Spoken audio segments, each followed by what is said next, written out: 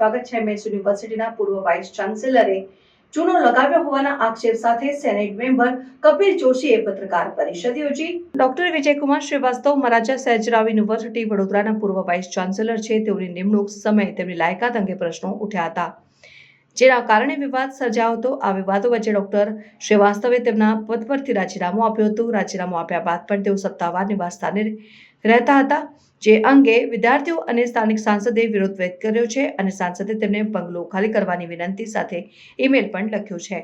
સામાન્ય રીતે vice chancellor પદેથી રાજીનામું આપ્યા બાદ સત્તાવાર નિવાસ સ્થાન ખાલી કરવામાં આવે છે, પરંતુ ડોક્ટર શ્રીવાસ્તવના મામલે આ પ્રક્રિયા વિલંબિત થઈ છે। આથી એમએસયુના વિદ્યાર્થીઓ અને સ્થાનિક સમાજ દ્વારા આ મુદ્દે સતત ચર્ચા અને વિરોધ થઈ રહ્યા છે। ત્યારે કપિલ જોશી દ્વારા આરટીઆઈ માંગવામાં આવી હતી, જેમાં ડોક્ટર વિજયકુમાર શ્રીવાસ્તવ પૂર્વ વાઇસ ચાન્સેલર એમએસ યુનિવર્સિટીમાં કરેલા ખર્ચ, જેમાં 21 લાખનો ચૂનો લગાડવામાં આવ્યો છે, જેને લઈ સેનેટ મેમ્બર કપિલ જોશી પત્રકાર પરિષદ યોજી સંપૂર્ણ માહિતી આપી હતી। આમ તો આપણે સૌ જાણીએ છીએ કે જ્યારથી એમએસ યુનિવર્સિટીમાં ગુજરાતની ભાજપ સરકાર દ્વારા જે કોમન એક્ટ નામનો કાળો કાયદો લાવીને આ યુનિવર્સિટીનું સ્ટેટસ, યુનિવર્સિટીનું રેસિડેન્શિયલ કેરેક્ટર, આ બધી યુનિવર્સિટીની જે સ્વાયત્તતા હતી એની પર જે આ લોકોએ હુમલો કર્યો એ દિવસથી જ નક્કી થઈ ગયું હતું કે આ એમએસ યુનિવર્સિટીનું ભગવાકરણ થઈ ગયું છે અને આ યુનિવર્સિટીમાં ભારતીય જનતા પાર્ટીના કુશાસનની અંદર એમના મળતિયાઓ જે પણ વાઇસ ચાન્સેલર કે જે પણ સત્તા અધિકારીઓ તરીકે નિમણૂક થતી હોય એ તમામ માત્ર અહીંયા આ યુનિવર્સિટીનું સત્યાનાશ કરવા જ આવ્યા છે। અને એનો જીવતો જાગતો પુરાવો ભાઈ શ્રી કપિલે જે આરટીઆઈ કરીને તમને જે વાઇસ ચાન્સેલર હતા પૂર્વ, જે બંગલો ખાલી કરવા પણ તૈયાર નહીં, જાણે એમની વ્યક્તિગત જાગીર હોય, આ યુનિવર્સિટીની પ્રોપર્ટી છે।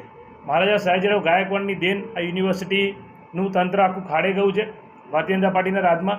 આમ તો વડોદરાના સાંસદો હોય કે વડોદરાના જે ધારાસભ્યો જે લોકો એમએસ યુનિવર્સિટીમાં ભણેલા છે, એમએસ યુનિવર્સિટી જે લોકોને ઓળખાણ આપી, એ બધા માત્ર મીડિયામાં કે પેપરમાં સ્ટેટમેન્ટ આપતા હતા, પરંતુ કોઈની એવી છત્રી છાતી નથી કે જે વાઇસ ચાન્સેલર બંગલો ખાલી ના કરે તો તાત્કાલિક પોલીસ કેસ કેમ ના કરાયો? તમે જ્યારે ગેરકાયદેસર દબાણની વાત આવે તો આ ગેરકાયદેસર એમને બંગલો લીધો હતો, બંગલો ખાલી કર્યો નહોતો, તો ત્યારે આ લોકોએ પોલીસ કેસ કેમ ના કર્યો? આ બધા બહુ પ્રશ્નો છે, પરંતુ યુનિવર્સિટીના જે વિદ્યાર્થીઓ છે એમના ભવિષ્યનું ત્યારે જ પ્રશ્નાચિહ્ન મુકાઈ ગયો હતો જ્યારે આ કોમન એક્ટ નામનો કાળો કાયદો આવ્યો હતો। આજે જે જાગૃત સેનેટ મેમ્બરો યુનિવર્સિટીમાં હતા, આજે કપિલ જોશી હોય કે અમર ઢોમસે હોય કે નરેન્દ્ર રાવત હોય કે નિકુલ પટેલ હોય, આપ સૌ જાણો છો કે જે કોંગ્રેસના અમારા સેનેટ મેમ્બરો હતા, આ યુનિવર્સિટીની ગરિમાને બચાવવા હંમેશા આ લોકો લડ્યા છે, આંદોલન કરે છે અને જ્યારે જ્યારે જરૂર પડી ત્યારે અમે પણ આ યુનિવર્સિટીના ભૂતપૂર્વ જીએસયુપી તરીકે આ યુનિવર્સિટીમાં ગયા છે। પરંતુ આ યુનિવર્સિટી જે એક શૈક્ષણિક સંસ્થા માત્ર વડોદરા ગુજરાત રાજ્યમાં નહીં, આખા ભારત દેશમાં, આખા વિશ્વમાં વિખ્યાત આ યુનિવર્સિટીનું સ્તર જે ઘટી ગયું અને આ લોકોએ જે યુનિવર્સિટીમાં રાજકારણ ચાલુ કર્યું અને જાણી જોઈને એમએસ યુનિવર્સિટીનું નામ ડાઉન કરીને જે ખાનગી યુનિવર્સિટીઓ વડોદરા શહેરની આજુબાજુ ચાલુ થઈ ગઈ છે, જે લોકો દુકાનો ખોલીને બેઠા છે, એને આ ભારતીય જનતા પાર્ટીના શાસનમાં મહત્ત્વ મળ્યું છે, માટે એમએસ યુનિવર્સિટીનું નામ બગડ્યું છે।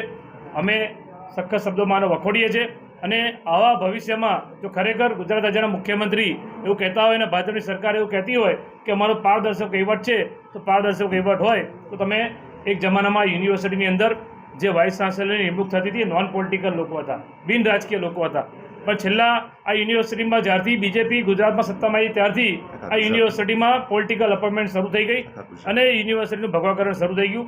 માત્ર એમએસ યુનિવર્સિટી નહીં, એસપી યુનિવર્સિટી હોય કે ગુજરાતની કોઈ પણ યુનિવર્સિટી, બધી જગ્યાએ આવી સ્થિતિ છે, જેના માટે જવાબદાર આ ભારતીય જનતા પાર્ટીનું કુશાસન છે।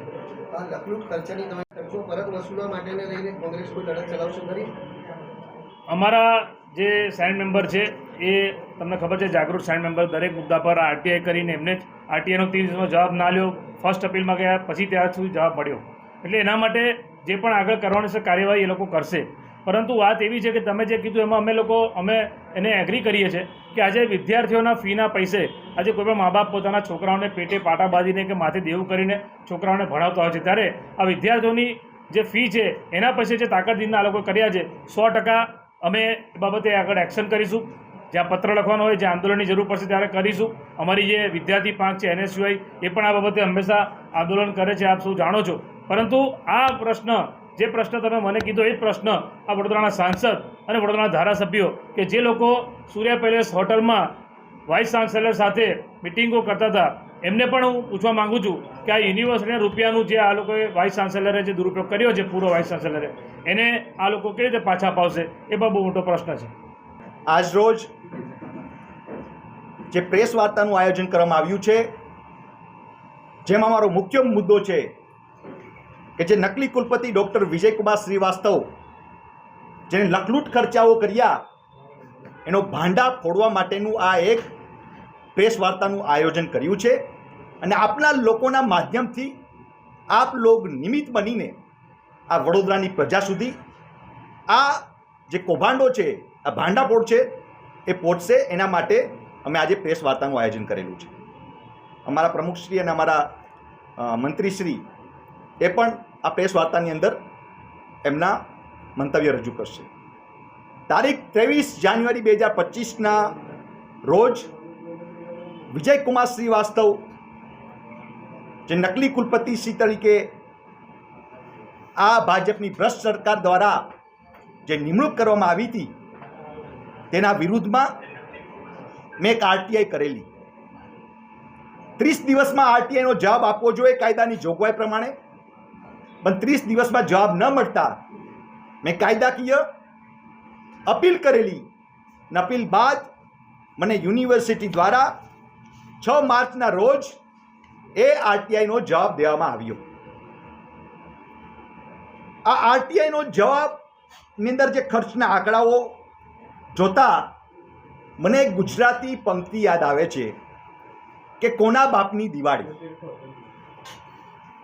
કોના બાપની દિવાળી, કારણ કે દલ્લા તરવાડી માફક જે ડૉક્ટર વિજયકુમાર શ્રીવાસ્તવે પોતાની લાયકાત છુપાવી અને સરકારશ્રીની મદદથી આજે આંતરરાષ્ટ્રીય ખ્યાતિ પ્રાપ્ત મહારાજા સયાજી યુનિવર્સિટીમાં આ કુલપતિએ વૈભવી વિલાસનો દાટ વાળી દીધો. આજે ગુજરાતની અંદર આપણે જોઈએ છે કે નકલી સરકારી કચેરીઓ, નકલી અધિકારીઓ, નકલી કોર્ટો, એનો જે સિલસિલો ચાલી રહ્યો છે એમાં એક વધારાનું છોગું ઉમેરાયું, એ છે નકલી કુલપતિ. આજે આખા ગુજરાતની અંદર નકલી કુલપતિઓનો રાફડો ફાટી ચૂક્યો છે. એમાંના એક નકલી કુલપતિ અમારા જે વિજયકુમાર શ્રીવાસ્તવના જો હું ખર્ચાઓ તમને હવે એની પર નજર રાખું તો મને આરટીઆઈ માધ્યમથી જે મને મળ્યા છે ખર્ચાઓ કે જેના વિદેશ પ્રવાસની અંદર એને ટોટલ 6 દેશોમાં 3 વર્ષની અંદર 6 થી 7 દેશોની અંદર એને ભ્રમણ યાત્રા કરી, જેમાં Japan, UK, Spain, America, France, Nepal, Italy જેવા દેશોમાં આ નકલી કુલપતિએ ભ્રમણ યાત્રા કરી અને એની પાછળ 21 લાખ રૂપિયાનો આ યુનિવર્સિટીને ચૂનો લગાવવામાં આવ્યો. કેટલા? 21 લાખ રૂપિયાનો ચૂનો. જેમ આપણા ભારતીય જનતા પાર્ટીના જે ઘણા બધા અધિકારીઓ જે રાજાની જેમ ભ્રમણ યાત્રાઓ કરે છે, એટલે આપણે કહીએ છીએ યથા રાજા તથા પ્રજા. વળી પડિયાના પાટુની માફિક કુલપતિ જે પોતાની અસલી બાયોડેટાને છુપાવવા માટે જે વકીલ બાબુઓની નિમણૂકો કરી, એ વકીલ બાબુઓની પાછળ કોર્ટની અંદર 3,33,000 રૂપિયા આ યુનિવર્સિટી દ્વારા એ ચૂકવવામાં આવ્યા. 3,33,850 રૂપિયા. એની સાથે સાથે જે કાયદાકીય સલાહો લીધી, એ કાયદાકીય સલાહો એની પાછળ લાખો રૂપિયા, એટલે 12 લાખ, એટલે ટોટલ તમે જુઓ તો 16 લાખ રૂપિયાનો ખર્ચો માત્ર કાયદાકીય સલાહ પાછળ કરે છે.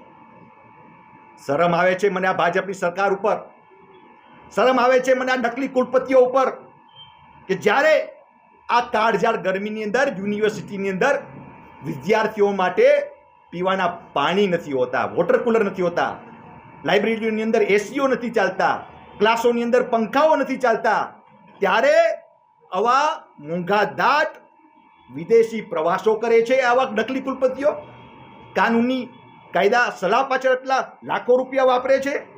ખરેખર આ બધા જે પ્રજાના પૈસા, વિદ્યાર્થીઓના પૈસા છે, ખરેખર વિદ્યાર્થીઓના કલ્યાણ માટે વાપરવા જોઈએ. હવે હું વાત કરીશ કે આ નકલી કુલપતિને પગાર મળવા પાત્ર એનાથી વિશેષ પણ એને એમના વાહન ખર્ચ માટે 9 લાખ રૂપિયા 18,000 એમની પાછળ ચૂકવવામાં આવ્યા. વાહન ખર્ચમાં તમે જોઈ શકો છો, મેન્ટેનન્સ ઓફ વ્હીકલ 9,18,000 રૂપિયા. એની સાથે સાથે મેડિકલ ખર્ચ 1,60,000 રૂપિયા. એના પછી રાજાનો ઠાઠ ભોગવતા નકલી કુલપતિના બંગલે સેવા કરવા માટે જે કર્મચારીઓ છે એ કર્મચારીઓને કેટલો પગાર ચૂકવ્યો? તો કે 17,24,000 રૂપિયા ચૂકવવામાં આવ્યા. અને ભાઈ 24 કલાક એસીમાં બેહતા હોય એની જેમ MGVCLનું બિલ 3.5 લાખ રૂપિયા આવ્યું. એટલે આપણે સમજી શકીએ છીએ કે આ ટોટલ જે નવાબી રજવાડી ઠાઠની જેમ આ નકલી કુલપતિ અને આ ભાજપની ભ્રષ્ટ સરકાર, હું પૂછવા માંગુ છું શિક્ષણ મંત્રી ઋષિકેશ પટેલને, કેમ છાવરે છે? કેમ ये रिश्ता क्या कहलाता है પ્રોફેસર ડૉક્ટર વિજયકુમાર શ્રીવાસ્તવ જોડે? શાના માટે આ નકલી કુલપતિને તમે સજા નથી કરતા? કેમ જેલની પાછળ નથી ધકેલતા? કેમ આની પાસેથી આ લાખો રૂપિયાના જે પ્રજાના પૈસા એને વેડફા છે એની રિકવરી નથી કરતા? શાના માટે? એટલે તમે સમજી શકો છો કે આ ભાજપની ભ્રષ્ટ સરકાર એટલી જ પાપની ભાગીદાર છે જેટલો આ નકલી કુલપતિ વિજયકુમાર શ્રીવાસ્તવ છે. વાત બહુ ગંભીર છે અને આ પ્રશ્ન છે મને કે આવા રાજાશાહી ઠાઠ પૂરો પાડનાર આ કયા તત્વો